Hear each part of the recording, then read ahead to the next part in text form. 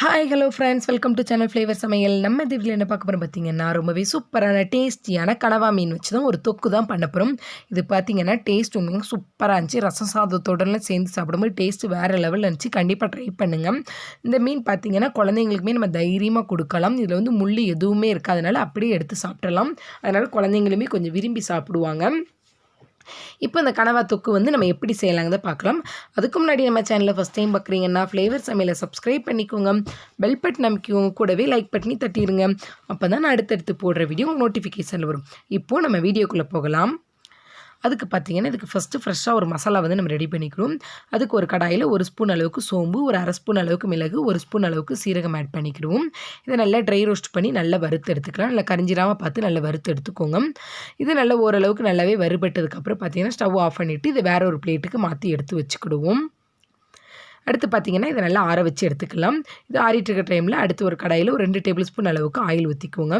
Oil நல்லா சூடானதுக்கப்புறம் பார்த்திங்கன்னா நல்லா ஒரு பெரிய சைஸ் வெங்காயத்தை நல்லா குட்டி குட்டியாக கட் பண்ணி எடுத்து வச்சுக்க அதை ஆட் பண்ணிக்கலாம். வெங்காயத்தை ஆட் பண்ணிட்டு வெங்காயத்தை நல்ல எண்ணெயிலே நல்லா வதக்கி எடுத்துக்கிடுவோம். வெங்காயம் நல்லா வதங்கினதுக்கப்புறம் பார்த்திங்கன்னா இதில் கொஞ்சமாக இஞ்சி பூண்டு பேஸ்ட்டு ஆட் பண்ணிக்கலாம். ஒரு ஸ்பூன் அளவுக்கு ஆட் பண்ணிக்கோங்க. நான் ஒன்றும் பாதியமாக நல்லா தட்டி போட்டு ஆட் பண்ணியிருக்கேன். இஞ்சி பூண்டோட பச்சை வாசனை எல்லாமே போகிற அளவுக்கு நல்லா வதக்கி எடுத்துகிட்டு அடுத்து ஒரு தக்காளியும் நல்லா குட்டி குட்டியாக கட் பண்ணி எடுத்து வச்சுக்க அதையும் ஆட் பண்ணிக்கலாம். தக்காளி எல்லாம் நல்லா மசிஞ்சு வர அளவுக்கு நல்லா வதக்கி எடுத்துக்கிடுவோம். இப்போ பார்த்திங்கன்னா தக்காளி எல்லாமே நல்லா ஓரளவுக்கு நல்லா மசிஞ்சு வதங்கி எடுத்தாச்சு. அடுத்து பார்த்திங்கன்னா இதில் 1/4 ஸ்பூன் அளவுக்கு மஞ்சள் தூள் ஆட் பண்ணிக்கலாம். அப்புறம் 1 ஸ்பூன் அளவுக்கு மிளகாய் தூள் வந்து ஆட் பண்ணிக்கோங்க. காரத்தக்கன ஆட் பண்ணிக்கோங்க.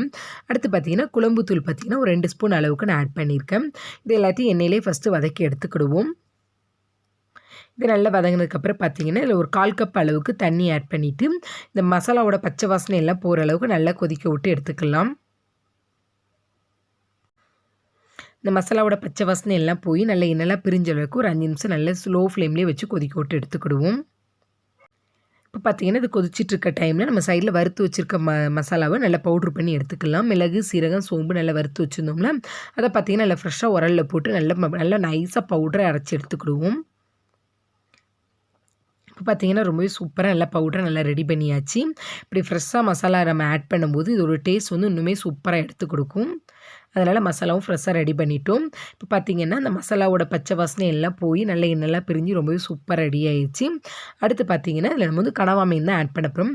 கனவா மீன் வந்து நல்லா க்ளீன் பண்ணி எடுத்துக்கோங்க.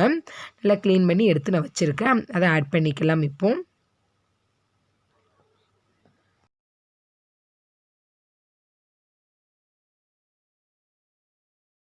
இப்போ பார்த்திங்கன்னா கனவை ஆட் பண்ணிவிட்டு இதோட நல்லா மிக்ஸ் பண்ணி மசாலாவோட நல்லா கலந்து விட்டுக்கலாம்.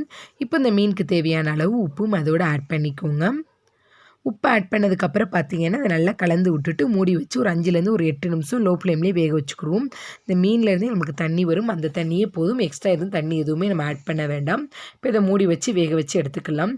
இப்போ பார்த்திங்கன்னா கனவாவும் ஓரளவுக்கு வெந்துருச்சு. இதில் தண்ணியும் நல்லாவே விட்டு ரெடி ஆயிடுச்சு. இப்போ பார்த்திங்கன்னா இது நல்லா நம்ம இன்னும் கொஞ்சம் சுருளை வந்து வதக்கி எடுத்துக்கிடுவோம்.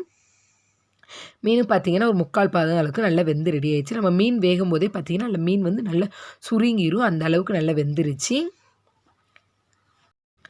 அடுத்து கடைசியில் பார்த்திங்கன்னா நம்ம ரெடி பண்ணி வச்சுருக்க மசால் வந்து ஒரு 1/2 ஸ்பூன் அளவுக்கு ஆட் பண்ணிவிட்டு நல்லா கலந்து விட்டு எடுத்தோம்னா ரொம்பவே சூப்பரான டேஸ்டியான கனவா தொக்கு வந்து ரெடி ஆயிடுச்சு. இது வந்து வெள்ளை சாதத்தோடு சேர்ந்து சாப்பிடும்போது ரொம்பவே அட்டகாசமாக இருந்துச்சு.